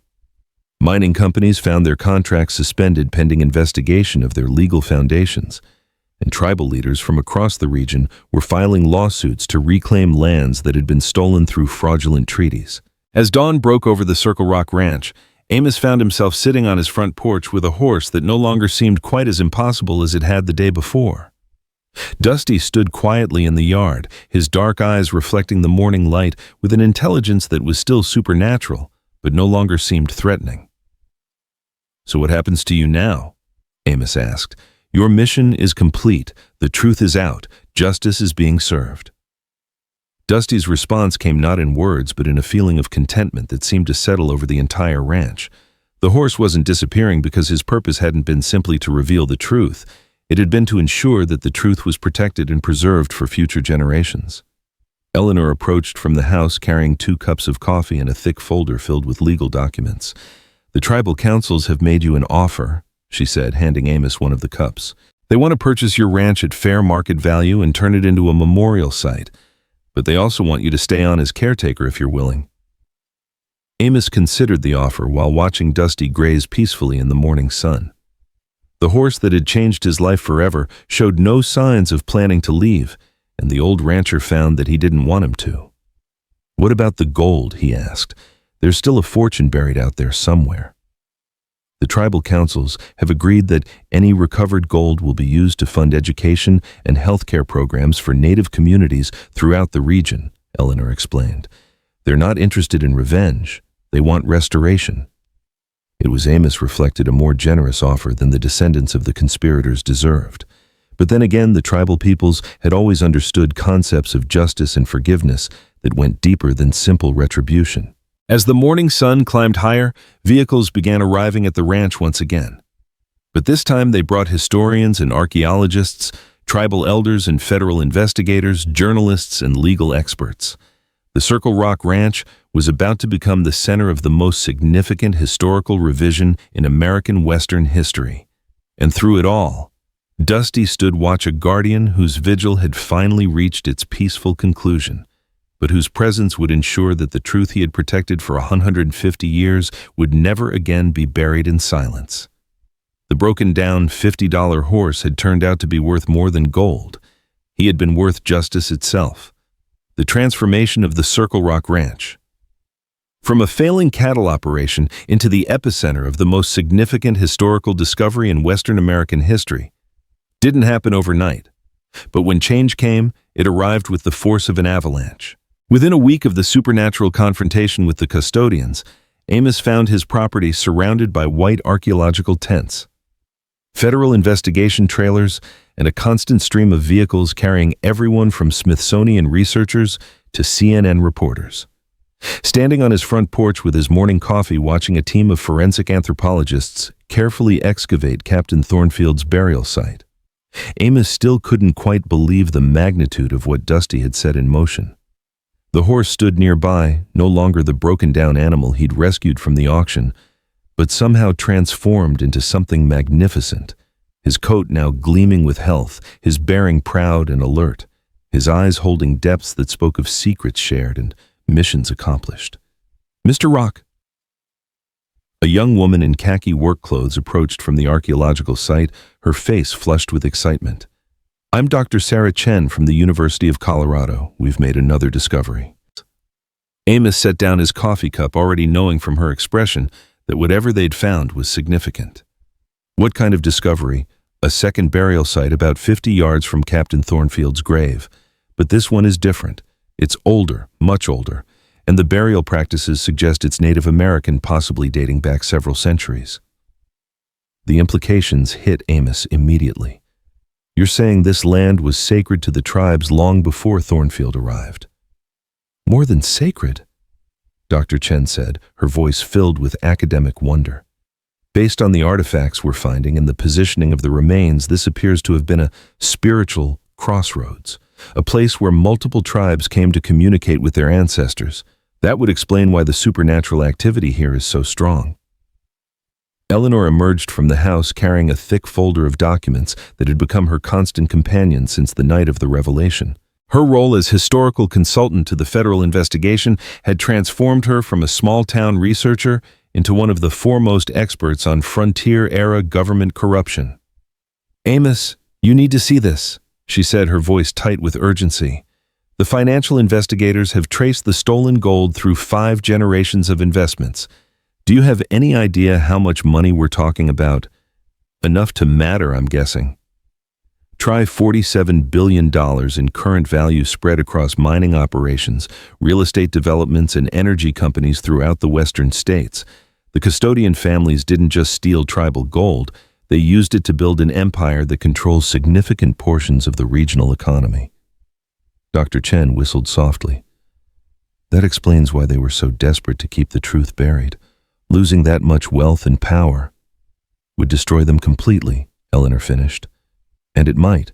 The legal challenges being filed are already causing stock prices to crash for companies connected to the 7 families. Several major mining operations have been forced to suspend activities pending resolution of tribal land claims." The sound of approaching helicopters interrupted their conversation, but these weren't the threatening military aircraft that had descended on the ranch during the confrontation. These were news helicopters carrying reporters from national networks who were trying to document what media outlets were calling the greatest archaeological and historical discovery of the 21st century. "Mr. Rock," a familiar voice called from the direction of the road. Jake Morrison was walking up the drive, but he looked nothing like the confident banker's son who had once circled Amos's property like a vulture. His face was gaunt, his expensive clothes rumpled, and his eyes held the hollow look of a man who had lost everything. "Jake," Amos acknowledged him cautiously, "didn't expect to see you here." "My family's assets have been frozen pending the federal investigation," Jake said, his voice devoid of its former arrogance. "Turns out, great-great-grandfather's land grants were all based on fraudulent treaties. Everything we own, the ranch, the bank, the mineral rights, it's all going back to the tribes." "I'm sorry to hear that." Jake's laugh was bitter. "Are you really after everything my family put you through?" Amos considered the question seriously. "Your family made choices, Jake. You inherited the consequences, but that doesn't make you responsible for what happened 150 years ago." "The tribal councils don't see it that way. They're demanding full restitution, not just for the land, but for all the profits derived from it over the decades. We're looking at bankruptcy, probably criminal charges for some of the recent cover-up activities." Eleanor looked up from her documents. "Jake, what about the others, the other custodian families?" "Scattered to the wind. The Brennans are in Switzerland trying to access offshore accounts before they get frozen. The Holloways are in federal custody. Turns out Deputy Director Colton kept detailed records of their recent activities. The Weatherbys are claiming they had no knowledge of their ancestors' crimes, but the evidence suggests otherwise. And the Morrisons..." Jake's smile was self-deprecating. "The Morrisons are broke, disgraced, and about to lose everything they've spent 5 generations building.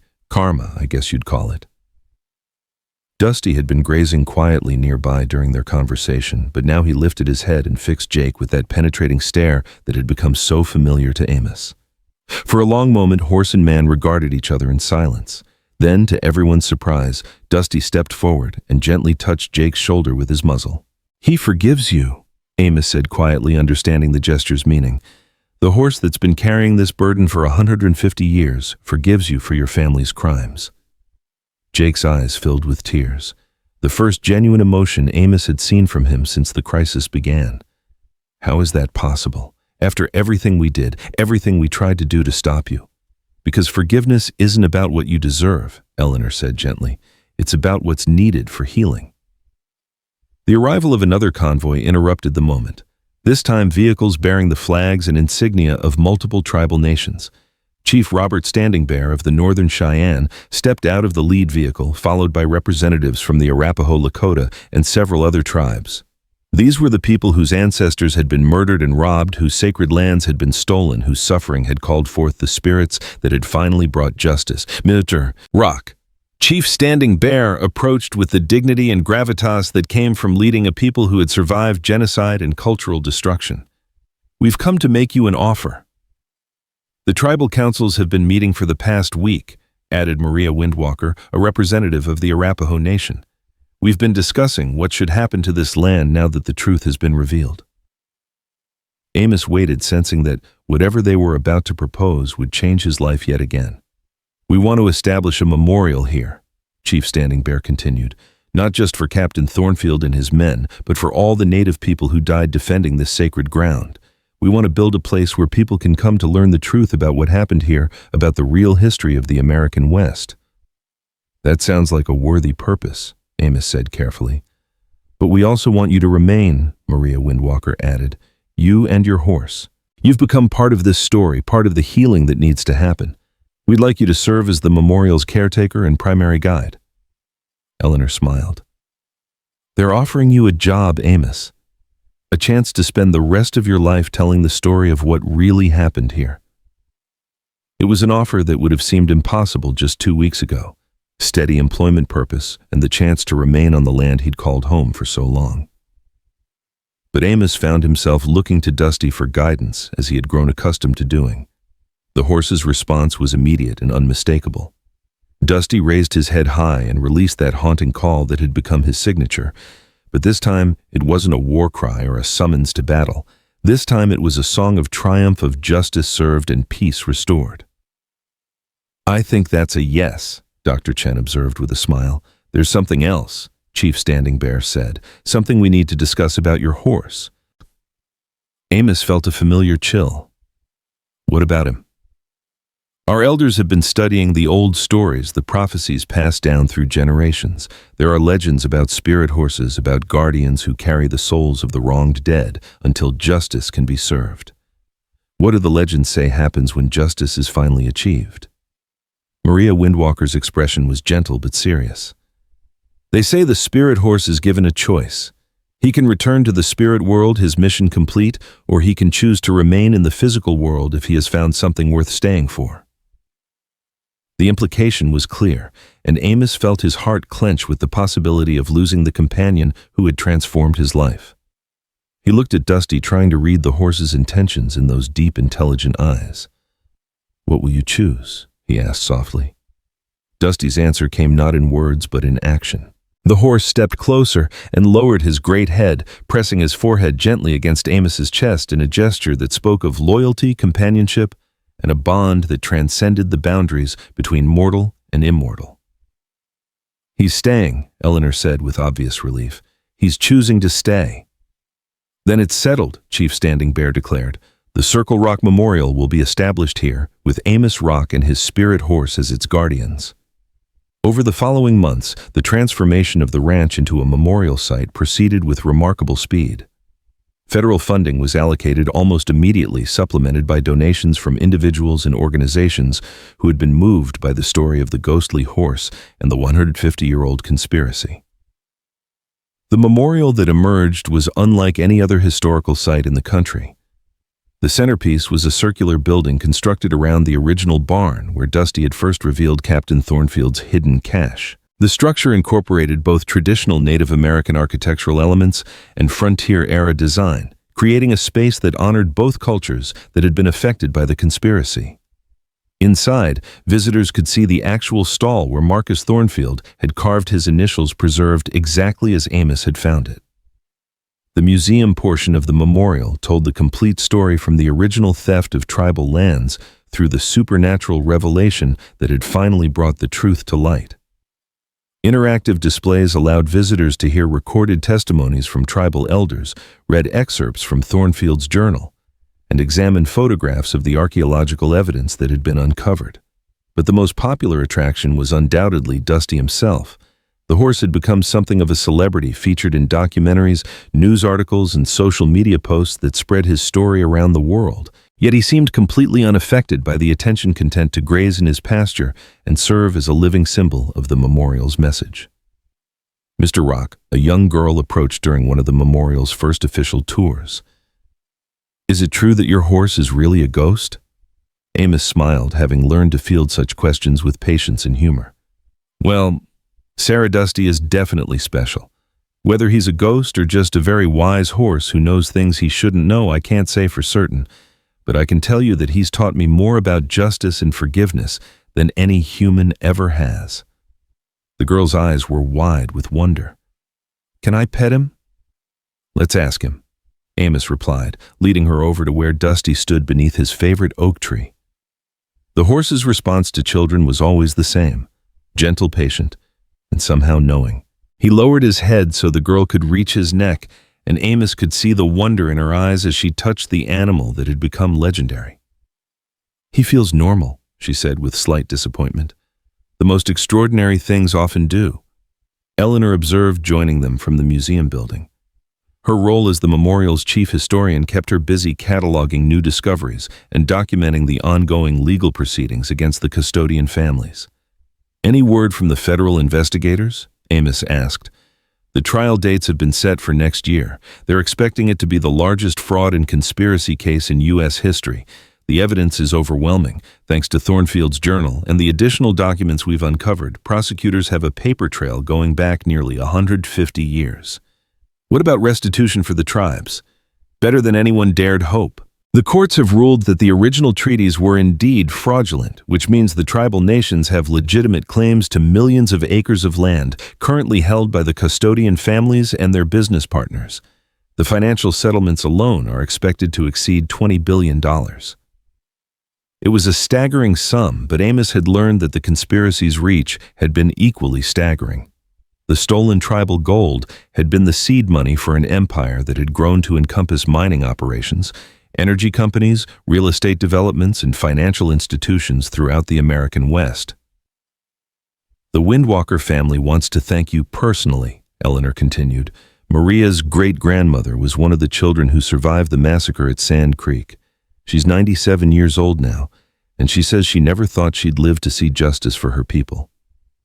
"Will she be able to visit the memorial?" "She's planning to come for the dedication ceremony next month.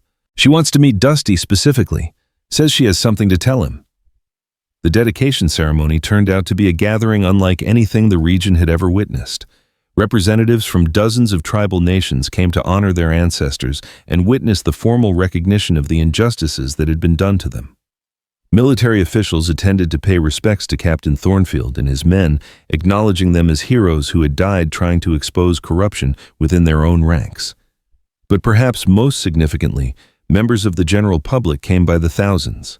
Families who had driven hundreds of miles to see the horse that had somehow bridged the gap between legend and reality, between past and present, between the living and the dead. "Ladies and gentlemen," Chief Standing Bear addressed the crowd from the memorial's main pavilion. "We gather today not just to remember the past, but to commit ourselves to a better future. The spirits that called forth justice from this ground have shown us that truth cannot be buried forever, that the debts of one generation will eventually be paid by another." Maria Windwalker took the microphone next, her voice carrying clearly across the assembled crowd. "My great-grandmother, Sarah Windwalker, is with us today. She is one of the last living links to the events that began this story, and she is asked to say something." The crowd fell silent as a wheelchair was brought forward carrying a tiny woman whose dark eyes still sparkled with intelligence despite her advanced age. When she spoke, her voice was surprisingly strong. "I have lived nearly a century," she began in accented English, "and I have seen my people suffer greatly for crimes we did not commit. But I have also lived to see justice finally served, and that is a gift I never expected to receive." She paused, her eyes seeking and finding Dusty among the crowd. The horse had been standing quietly near the back of the pavilion, but at the sound of her voice, he began moving forward with that purposeful gait that had become so familiar to Amos. "Spirit horse," the old woman continued, "guardian of the betrayed dead, you have carried your burden with honor. My ancestors thank you, and we release you from your oath. Your duty is done." What happened next was witnessed by thousands of people, recorded by dozens of cameras, and would be debated by skeptics and believers for generations to come. As Sarah Windwalker spoke her words of release, Dusty began to glow with a soft golden light that seemed to emanate from within his very being. But instead of fading away, as many expected, the light grew brighter and more beautiful, encompassing not just the horse, but the entire memorial grounds. For just a moment, The assembled crowd could see what Amos had witnessed that first night, the ghostly figures of all those who had died for the truth, standing together in unity and peace. Captain Thornfield was there, his hand resting on the neck of another ghostly horse. Chief Black Kettle stood beside him, no longer an enemy but a brother united in the cause of justice. Dozens of other figures, soldiers and warriors, men and women who had given their lives for the truth, surrounded them in a tableau that spoke of reconciliation beyond death itself. And then, as quickly as it had appeared, the vision faded. But Dusty remained solid and real, and very much alive, his coat gleaming with health and his eyes bright with an intelligence that was no longer supernatural, but simply the wisdom of a horse who had seen justice done. "He chose to stay," Sarah Windwalker said with satisfaction. "The spirit horse has chosen to remain in this world, to guard this sacred place and remind future generations of the price of injustice." Amos felt tears streaming down his face as he approached his companion, the horse that had transformed from a $50 rescue into something beyond price. Dusty nickered softly and nuzzled his shoulder, a gesture of affection from an animal who had chosen friendship over the eternal rest he had earned. "Thank you," Amos whispered. "For everything. For choosing me, for trusting me, for staying." As the dedication ceremony continued around them, Amos realized that his life had found a purpose he had never imagined possible. He was no longer just a failing rancher struggling to make ends meet. He was the guardian of a sacred trust, the caretaker of a story that needed to be told and retold for generations to come. The Circle Rock Memorial became one of the most visited historical sites in the American West, drawing hundreds of thousands of visitors each year. But for Amos, the most rewarding moments were the quiet ones. Early mornings when he and Dusty would walk the grounds together, checking on the archaeological sites where new discoveries were still being made, or late evenings when they would stand together watching the sunset paint the prairie in shades of gold and crimson. During these peaceful moments, Amos would sometimes catch glimpses of movement in his peripheral vision, ghostly figures that existed at the edge of perception, the spirits of the dead who had found peace, but chose to remain near the place where justice had finally been served. They were no longer trapped by unfinished business, but they lingered out of love for the land that had been restored to its rightful place in history. Jake Morrison occasionally visited the memorial, usually alone, and always with the humility of a man who had lost everything but gained something more valuable, the chance for redemption. The tribal councils had not pursued criminal charges against him, personally recognizing that he had inherited his family's guilt rather than choosing it. Instead, they had offered him a chance to make amends by working as a volunteer educator, helping visitors understand the full scope of the conspiracy and its modern implications. "I never thanked you properly," Jake said during one such visit, standing beside Amos as they watched Dusty graze in the evening light, "for not hating me, for not letting them destroy me completely." "Hate would have been easier," Amos replied honestly, "but Dusty taught me that justice isn't about revenge, it's about healing." "Yeah. Do you think it's working, the healing, I mean?" Amos considered the question while watching a group of Cheyenne children playing near the memorial's education center, their laughter echoing across grounds that had once been stained with their ancestors' blood. "I think it's a start. Real healing takes generations, but at least now we're facing the truth instead of burying it." As the months turned to years, the memorial's impact extended far beyond its physical boundaries. The legal precedents established by the custodian trials led to a wave of similar investigations throughout the country, exposing other historical conspiracies and resulting in the return of millions of acres of stolen tribal lands. The Circle Rock Memorial became a symbol of the possibility for justice, no matter how long delayed. Dusty himself showed no signs of aging, remaining as vital and intelligent as the day Amos had first laid eyes on him at the livestock auction. Veterinarians who examined him found him to be in perfect health, with no physical abnormalities that might explain his supernatural abilities. He was simply a horse, albeit one who had transcended the normal boundaries between mortal and immortal, between legend and reality. "Do you think he'll live forever?" Eleanor asked one afternoon as they watched Dusty demonstrating his uncanny ability to find buried artifacts for a group of archaeological students. "I don't know," Amos admitted. "But I've stopped worrying about it. Dusty has taught me that some questions don't need answers. Some mysteries are more beautiful when they remain mysterious." As the sun set over the Circle Rock Memorial on another day filled with visitors' tours and the ongoing work of education and reconciliation, Amos reflected on the journey that had brought him to this place. A year ago, he had been a broken-down rancher with $50 to his name and no prospects for the future. Now he was the guardian of one of the most important historical sites in the country, partnered with a horse that had become a living legend. But more than that, he had found purpose in his life that transcended personal success or failure. Every day, Cowboy brought new visitors who left with a better understanding of the real history of the American West. Every month brought new archaeological discoveries that added pieces to the puzzle of the past. Every year brought new legal victories for tribal nations seeking to reclaim their stolen heritage. Standing beside Dusty as the stars began to appear in the darkening sky, Amos knew that he had been given something precious beyond measure, the chance to be part of a story larger than himself. A story of justice delayed but not denied, of truth, buried but not destroyed, of spirits that refused to rest until the scales were balanced. The $50 horse had indeed changed everything, not just for Amos, but for everyone whose lives had been touched by the long shadow of an old conspiracy. And as Dusty raised his head to the evening wind, his call echoing across the prairie like a hymn of triumph, Amos knew that the best chapters of their story were still being written. In the distance, the lights of the Memorial's visitor center glowed warmly in the darkness, welcoming the next day's pilgrims who had come to learn about the horse that remembered everything and the man who had been brave enough to listen when the past called out for justice. The legend would live on, but more importantly, so would the truth it protected, and that Amos realized was worth more than all the gold that had ever been stolen, more than all the power that had ever been accumulated through betrayal and murder. It was worth everything.